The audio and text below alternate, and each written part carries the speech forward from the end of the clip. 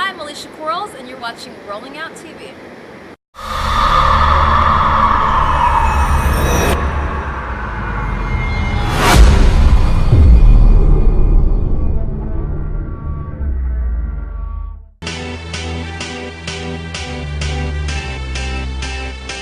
Couldn't sleep that night, and it was because in my mind I couldn't get around how Monica's character, how could somebody be so evil? For you.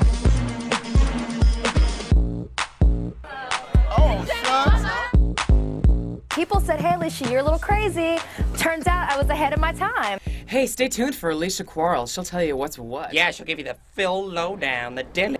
Spring has finally sprung here in New York City, and I don't know what's more beautiful, the day or the young lady that I have the pleasure of interviewing today. Please introduce yourself. Hi there, I'm Alicia Quarles, entertainment journalist, and thank you for that lovely intro. It makes me feel good. My pleasure. Thanks for your time. My pleasure.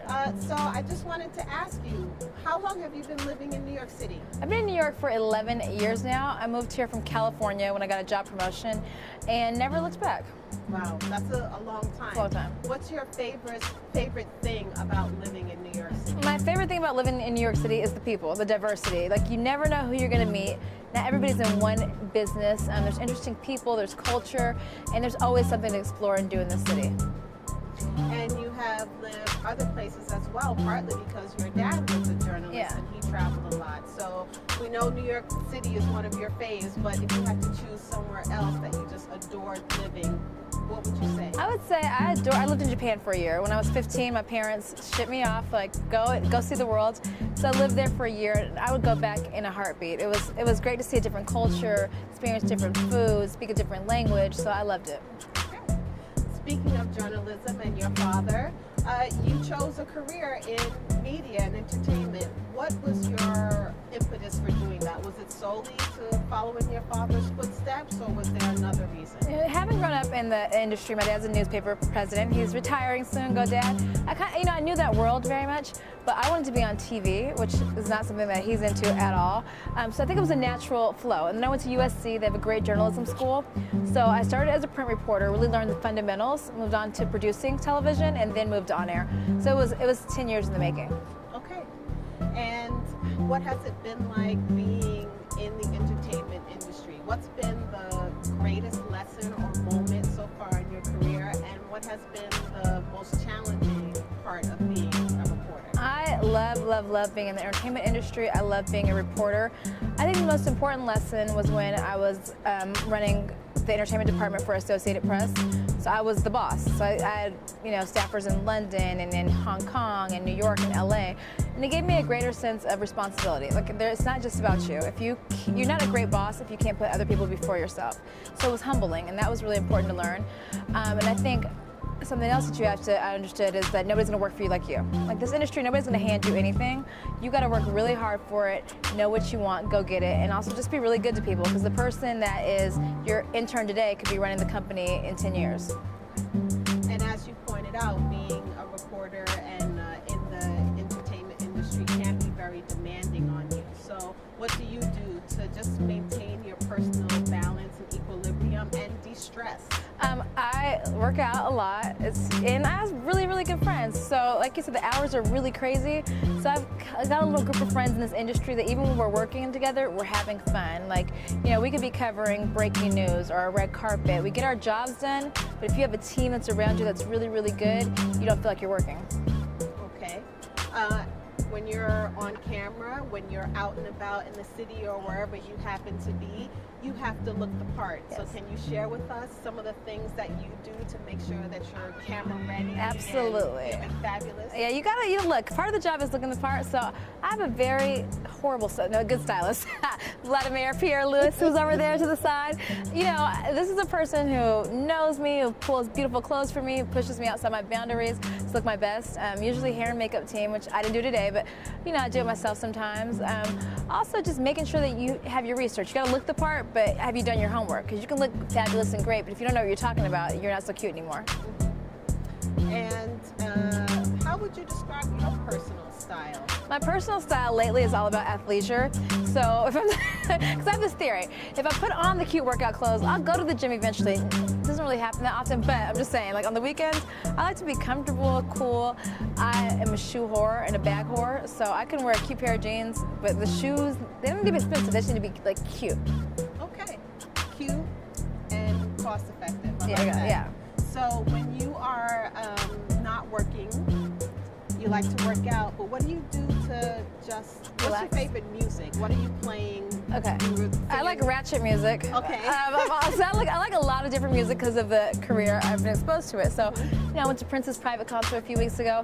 But you put on some good old hip hop, some trap music, and I'm going to a Fetty Wap concert tonight. Like that's the girl that I am. Also, I love to travel, and I really like Dateline and 48 Hours. Any murder mystery stuff, I'm down with.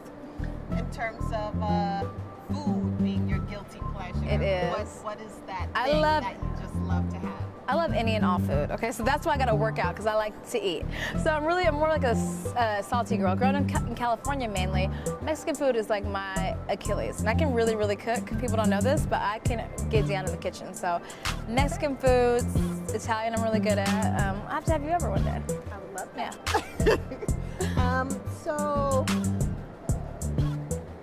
if you weren't a journalist, what would you possibly want to explore if you had to do a career 360? I'd probably be a teacher. My mom was a teacher, and I love kids. Kids are no BS. They tell it like it is. They believe it, and I think all of us have a responsibility to pay it forward. So, you know, I'm an aunt to 2 little ones. I get down on the floor with them. I have a great time. So, I think I'd be a teacher. Okay.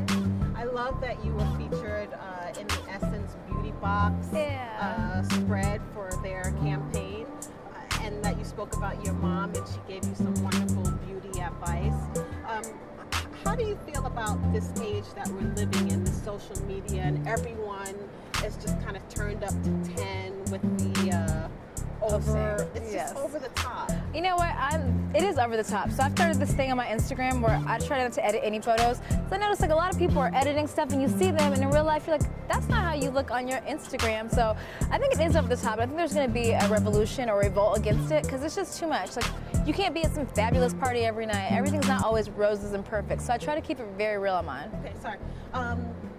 So I want to talk about love. Okay, let's talk about love. You mentioned in your Essence interview that you were kind of semi-newly divorced. Yeah. How's your heart? And are you looking to meet someone new, or where are you in the love? My heart is good, you know. Like my ex, as I cry, I'm just kidding. My ex and I are still really good friends, and I love him to death. He's a great person. So, and yeah, my heart it's healing. You know, I'm open to love, if that makes sense. I'm open for it. I think the best part when relationships don't work out is that you take a lesson. It's always present for you, Absolutely. even if things don't happen the way you want them to. Absolutely. You can glean something and bring that knowledge into your next relationship. Yes, I agree. So, What not getting into your business, but if you could share maybe that moment, that thing that you learned, what would you say? I think, oh God, there's a few lessons there, but I think one of them is, don't take anything for granted. If you find somebody that you really love and who's there for you and vice versa, don't take each other for granted. Don't let it get to the point where you're on this side and you're on this side and you can't find your way back to each other. You know, make it a point. We all work so hard at our jobs, right? So make it a point to work hard at your relationship. Yes. What's next for you in terms of your career? Where do you see yourself maybe the next 5 years, then the next 10 or 20? What can we expect? It's the first time where I don't know. And they say that when you don't know, that's when great things happen.